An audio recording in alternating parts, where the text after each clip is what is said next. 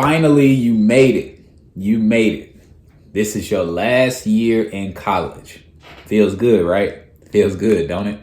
I know. I remember. But now, once you get the excitement out the way, now the anxiety starts to kick in a little bit. Last year in college, what do I do next? I don't have another year of hanging out, of partying, and now I got to get to the real world. What should I do? A lot of seniors in college starting out, the number one question most have is, this is my last year. What do I do now to prepare myself? Because once you graduate, now the real world begins. So here are 3 tips to be able to help you prepare to have the best success for your post-graduation success in the workforce once you graduate. Tip number 1, get on LinkedIn. If you already have a LinkedIn, polish your LinkedIn resume. In today's age, in 2023, there are several hundred companies.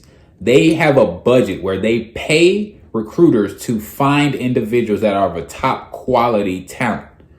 Well, where do you think these recruiters find them from? I promise you this, they're not going to find you from Facebook. They're not going to find you from Instagram. And if they do find you from Facebook and Instagram, it may not be the best thing that you want them to see. It may not be the best representation of yourself that you want them to see, because those are fun social sites. Get yourself on LinkedIn. If you're not already on LinkedIn, you're not really being serious about this. Now, again, this is all about preparing yourself, because at the end of the day, once you graduate, there are thousands of individuals who just graduated around the same time you did that are now about to go in the workforce. There's only so many companies out there. There's only so many positions. And in case you haven't realized with the post-COVID situation, what's going on right now, a lot of companies are preparing for layoffs right now. So what are you going to do to separate yourself? So the number one thing on LinkedIn that you want to make sure you take advantage of is the recommendations on LinkedIn. There's recommendations and referral options on LinkedIn. So if you had a college job working at a specific position, or if you were a part of an organization on campus and you had a certain membership title, well, now you need to put all of that on your LinkedIn resume. But more importantly, people that you work with, whether they coworkers, whether they're your former bosses, even if it was a summer job you had while you were in college. See if you can find them on LinkedIn. Even if they're not on LinkedIn, they can still give you an actual recommendation on there. That is huge, because now you have these recruiters able to not only see your profile, but they can see exactly what all of these people that either worked with you or had you as a direct, you were their direct superior, or their manager or supervisor. Now they can see exactly what they have to say about you. So you don't even got to do a lot of talking. They can do the talking for you. You also want to make sure, again, you're updating all your employment history. I don't care if you were washing dishes on campus, okay? If you didn't have a whole lot of internship experience, if you didn't have a whole lot of professional career, job type of experiences on campus, any type of work experience is fine, because you have to have something to talk about in these interviews to separate yourself from everybody else. Because again, remember, it's all about positioning yourself to be a corporate America boss, to be able to be a boss within the company. Because that way, now you're positioning yourself to where all these companies want you. Because in this new economy, they want individuals that are bringing something to the organization, not just somebody that's just going to fill a seat. So again, make sure you're updating all of your employment history, get the dates right. Treat your LinkedIn resume just like a regular paper resume, because your LinkedIn resume is going to be more important than that paper resume, because that LinkedIn resume is what's going to get those recruiters to go in your inbox to be able to reach out to you to apply for these different positions. Also, if you were any member of a registered student organization on campus, make sure you're adding that to your profile as well. Tip number 2. Career Center Services. This is by far one of the biggest hidden treasures on a college campus when you're trying to prepare for the next level of post-graduation in the corporate America workforce. These institutions have on campus buildings and organizations and individuals on their payroll to help students prepare for the next level when you get out of college. So take advantage of that. You need to make sure you're going to every single one of their events. I don't care what it is. Go to all of the events, because all of these events somehow, some way are going to help prepare you. Even if it's just an event from alumni coming to speak back to students, you never know what connections and networking that alumni might have if you are able to build a good relationship, a good rapport with that individual. Or they might just be able to give you really, really good advice as well as you're trying to prepare for this next level. Also, most all career centers have what's called a resume workshop. You need to go to these workshops. And again, not just your LinkedIn resume, but also your physical resume. You need to do everything you can to polish yourself. Because again, every campus probably has a couple thousand students on campus. Well, not everybody's taking advantage of this the way that they should.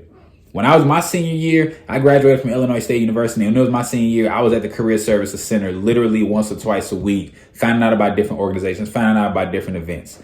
If you're serious about trying to prepare yourself and be able to separate yourself from everybody else that you're about to graduate with, there's no reason why you need to be in the career services, that you're not in the Career Services Center. Also, all career services have what's called mock interviews. A lot of you all don't have much experience doing interviews. And if you do got experience doing interviews, you're not really that good. You think you're good, but you really were only interviewing for like different campus jobs, different little summer jobs. But have you actually had an actual interview for a true professional corporate America interview? And if you didn't, that's okay. But you need to practice that. This is where you make all the mistakes. This is where they teach you how to sit in a chair, the body language you need to present, the tonality in your voice when you're talking, eye contact. These are all little things you can learn to be able to prepare yourself for the next level, because you're going to be doing some type of an interview, whether it's physical, whether it's virtual, you're going to be doing some type of interview. Tip number 3, career fairs. Every single organization has career fairs, at least for sure, guaranteed at least once a semester, if not twice per semester. You need to be going to those career fairs. And when you go to those career fairs, make sure you have your resumes ready. You need to make sure you have your business cards ready also. And also make sure you're able to find other career fairs that's happening locally at other colleges that's nearby from the college that you're at. Remember, when you have these career fairs, these companies are paying the college to be able to have a table at these career fairs. Well, not every organization or not every corporation can go to every single college. So you might have some that went to your college, but now they may not be at the next college. Or you may have some that was not at your career fair, your college, but now they're at the local community college career fair. Maybe the college that you're at, they charge $1,000 for the corporation to be able to have a table at the career fair. But maybe the local community college next to your university, maybe they only charge $300. So now they're going to have maybe more corporations and more exposure that you can position yourself for simply because you went to outside of just your university. Again, you're a senior in college right now. This is time to put your big boy, big girl pants on. This is not playtime anymore. If you're serious about this, you need to be preparing yourself and take these steps to the next level. And I'm going to give you a bonus tip. Gave you all 3. Now here's a bonus tip. Whatever career field that you're looking to be a part of, whatever corporation you think might be on your list, interview people and reach out to people. You can find them on LinkedIn, by the way, another reason why to go on LinkedIn. But reach out to them and try to see if you can set up a time to where you can maybe do a physical interview with them, or maybe just even a phone call interview to learn more about, hey, I'm about to graduate from my college. You know, your company or your position is one that I'm interested in, and I just want to learn more about that specific position, that specific company, what it takes to be successful. I want to learn more about your experience. A lot of people will want to actually sit down with you and talk to you about that. So again, these are just the 3 tips plus 1 extra bonus tip on how to prepare yourself now that you're a senior in college, and to prepare yourself for the next level in the corporate America's workforce. Again, remember, don't be just an employee, become a corporate America boss.